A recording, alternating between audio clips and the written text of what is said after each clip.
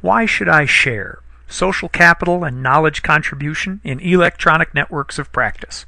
An article review prepared for INFS 834, a course in knowledge management at Dakota State University. My name is Corey Heidelberger, and today I'll be presenting a review of an article by Wasko and Faraj published in MIS Quarterly in 2005. This article asks the question of why should I share? Why would anyone share knowledge in an electronic network of practice, an online message board or wiki or blog or system of that sort? I found the title compelling and the research interesting because of my own interest in rural development here in South Dakota. I've considered oftentimes the potential of using online information, online communities of practice or networks of practice to pool knowledge from communities within South Dakota and to join our knowledge with that of economic development experts in Minnesota, Kansas, other states that face economic development challenges similar to our own as we try to create business and draw visitors and new investment and residents to our small rural towns here in South Dakota. And naturally, I've also realized that if we in South Dakota have a good idea for rural development and we put that information out on an electronic network of practice, well, that might not be in our best interest, because then economic development specialists in other small towns around the country would take advantage of that knowledge, and then they'd be competing with us for the same tourists, the same potential residents, the same potential business investments, the factories that might come in. Maybe it's not in our best interest to share knowledge. And yet, in numerous situations online, professional organizations, and just loose collections of individuals, we find people sharing knowledge that would seem to cut into their competitive advantage. Why do people do this? That's what Wasko and Faraj seek to investigate. Wasko and Faraj look at not so much a problem, but at a riddle. They recognize that electronic networks of practice work. Knowledge is shared on them all the time. The question is, how is it that complete strangers are willing to do this? Why would they give up this knowledge when there's no apparent immediate benefit to the contributors, and when contributors know that when they hand this information out, there are free riders on the network who will profit from the knowledge that the contributors themselves may have worked very hard to obtain? Why would contributors engage in what looks like a no-gain scenario of sharing knowledge on these electronic networks of practice? Understanding what motivates contributors in a network of practice is important for various reasons. A single organization cannot find all the information it needs within its own boundaries. Therefore, networks of practice are vital sources of external connections and knowledge. Bringing new knowledge into an organization is critical to maintaining competitive advantage. However, paradoxically, surrendering that knowledge in a network of practice has the potential to reduce competitive advantage. If contributors to these networks perceive that this potential loss doesn't hurt them, or that they know that loss is there and yet continue to contribute, then they must either perceive some outweighing benefit to contributing, or they don't care about losing competitive advantage, which would certainly upset our understanding of market forces. Whatever the case, knowledge managers stand to benefit from understanding in the most detail possible the motivations that lie behind this apparently successful and organic knowledge-sharing mechanism that we know as electronic networks of practice.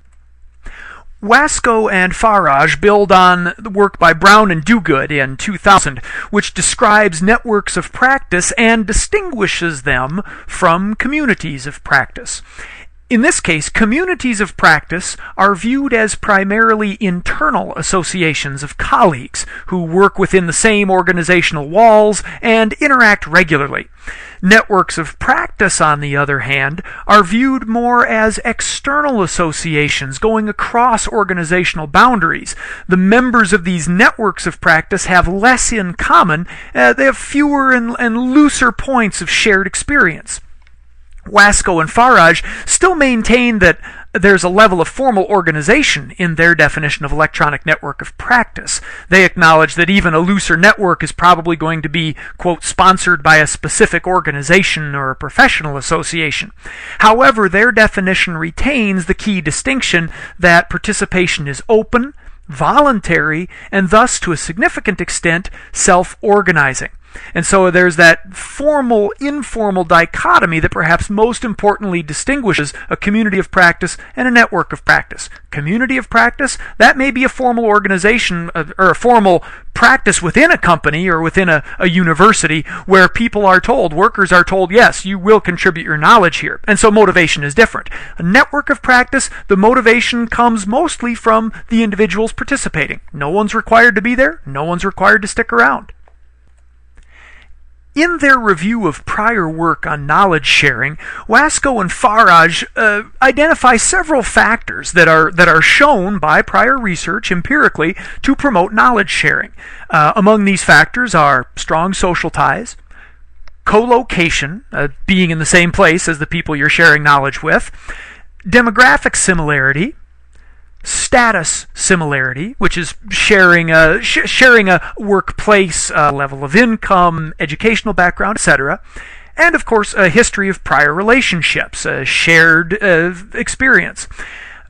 Remarkably and significantly for this research, all of these factors are absent, for the most part, from electronic networks of practice. So that leads to a question, well, what else could be motivating or facilitating the knowledge sharing in these networks? Wasko and Faraj also review work on social capital, the resources that are built by our interaction in social situations. And they find several factors in social capital, or that contribute to social capital, such as shared history, high interdependence, people in an organization depending on each other to get their work done, frequent interaction, and closed structures, a membership structure that is very well defined and has very clear ways of entering and exiting, and where there's maybe not so much free in and out, where people are, yep, we're part of this group, and that stays steady over time relatively. Again, all of these factors that promote social capital are also, at the very least, weak, if not absent from electronic networks of practice.